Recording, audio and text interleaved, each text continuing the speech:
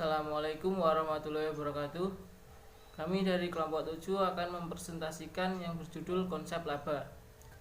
Yang pertama dari kelompok kami ada Nurul Abidah, kedua Olivia Apriliani, ketiga Risa Amelia, dan yang terakhir saya sendiri Rohmanuddin. Pengertian laba. Laba merupakan suatu pos dasar yang penting dari ikhtisar keuangan yang memiliki berbagai kegunaan dalam berbagai konteks.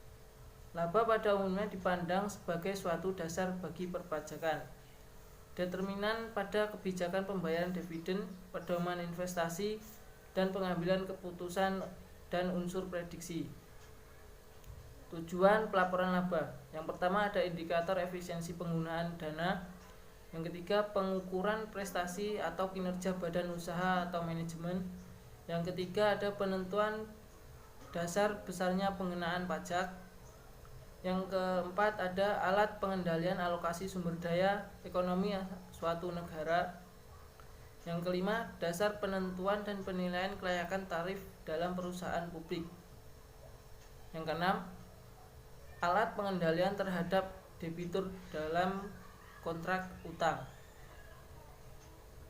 Yang ketujuh dasar kompensasi dalam pembagian bonus. Yang ke-8 alat motivasi manajemen dalam pengendalian perusahaan.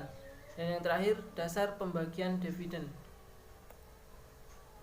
Karakteristik laba. Secara umum perubahan terjadi dalam suatu periode sehingga harus diidentifikasi kondisi kenaikan kemakmuran yang dimiliki atau dikuasai entitas. Perubahan dapat dinikmati distribusi atau ditarik oleh entitas yang menguasai kemakmuran, asalkan kemakmuran awal dipertahankan. Kemakmuran dapat berupa aset bersih perusahaan, modal pemegang saham, kekayaan, investasi, sumber daya ekonomi, ataupun yang dapat dinilai dengan uang. Keunggulan laba. Sudah terbukti teruji sepanjang sejarah bahwa laba akuntansi bermanfaat bagi pemakaiannya dalam pengambilan keputusan. Telah diukur dan dilaporkan secara objektif. Dapat diuji kebenarannya sebab didasarkan pada transaksi nyata yang didukung oleh bukti. Berdasarkan prinsip tersebut, realisasi dalam mengakui pendapatan laba akuntansi memenuhi dasar konservatisme. Laba akuntansi sangat bermanfaat dengan tujuan pengendalian terutama berkaitan dengan pertanggungjawaban manajemen. Nama Risa Amelia, NPM 1903030016. Baiklah, di sini saya akan melanjutkan materinya. Kelemahan laba. 1. Konsepsi laba dianggap belum dirumuskan dengan jelas. Belum ada landasan teoritis jangka panjang dalam pelaporan laba akuntansi tersebut. 2. Generally Accepted Accounting Principles atau GAAP masih memungkinkan dan memperoleh perhitungan laba atas penerapan metode dan teknik akuntansi yang tidak konsisten. Para ahli mengemukakan pendapat tentang kelemahan dan kelebihan laba. Menurut Hendriksen, 1. Konsep laba akuntansi belum diformulasikan dengan jelas. Laba tidak didefinisikan secara ekonomik dan pengukurannya ditentukan oleh dua elemen laporan keuangan lainnya. 2. Tidak adanya landasan teoritis yang bersifat jangka panjang untuk menghitung dan menyajikan laporan laba. 3. Praktik-praktik akuntansi yang berlaku umum memungkinkan adanya inkonsisten. Menurut Belkauni, 1. Laba akuntansi yang didasarkan pada biaya historis menyulitkan perbandingan laporan keuangan karena adanya perubahan nilai uang yang menyebabkan perubahan harga atau cost dan metode alokasi. Jenis laba dan faktor laba. Menurut Zaki Baridwan 2004, 1. Laba kotor atas penjualan merupakan selisih dari penjualan bersih dan harga pokok penjualan. Laba ini dinamakan laba kotor hasil penjualan bersih karena belum dikurangi dengan beban operasi lainnya untuk periode tertentu. 2. Laba bersih operasi, yaitu laba kotor dikurangi dengan sejumlah biaya penjualan, biaya administrasi dan umum. Faktor-faktor laba menurut Hanafi dan Halim.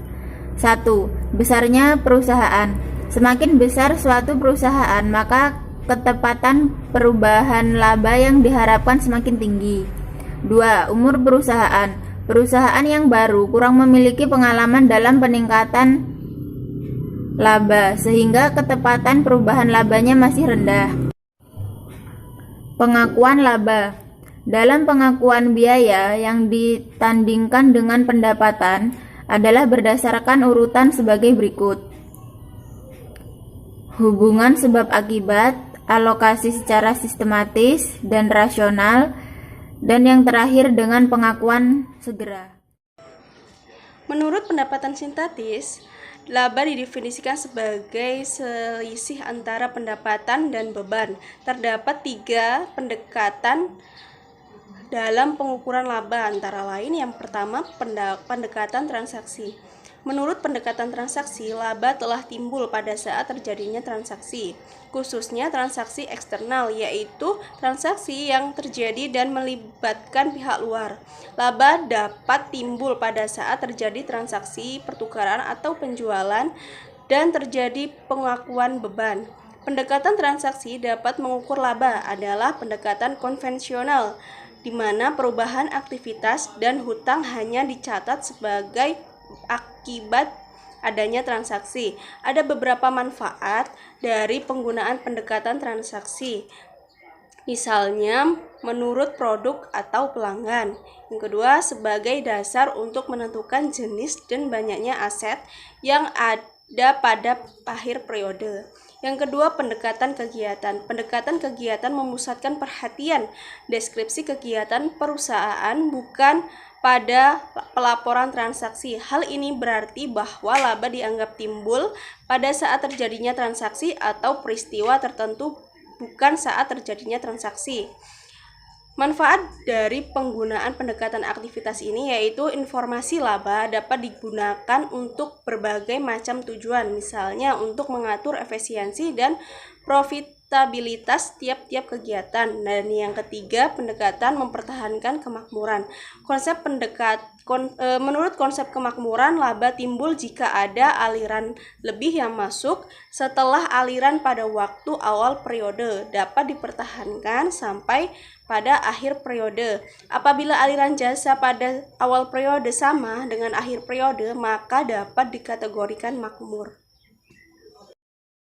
Pengukuran modal atau kapital pada awal dan akhir periode dapat dilakukan dengan konsep-konsep sebagai berikut. Yang pertama adalah kapitalisasi aliran kas harapan dengan cara penilaian harga pasar perusahaan dan jumlah setara kas sekarang dan biaya histori. Yang konsep kedua adalah harga masukan sekarang. Harga masukan sekarang dapat dilakukan dengan cara rupiah daya beli konstan dan harga masukan sekarang. Elemen-elemen laba. Terdapat 5 kategori dalam konsep all-inklusif, yaitu item yang berasal dari operasi yang dihentikan, extraordinary item unusual, gains dan losses, perubahan dalam prinsip akuntansi, perubahan dalam estimasi, dan extraordinary item. Dan untuk contoh konsep current operation, konsep ini relevan dengan kepentingan manajemen sebagai pengukuran efisiensi. Konsep current operating, dalam hal ini keunggulan all-inclusive konsep dibanding dengan current operation konsep adalah kenaikan pengorbanan aktiva akibat pos luar biasa atau koreksi tahun sebelumnya akan menurunkan laba.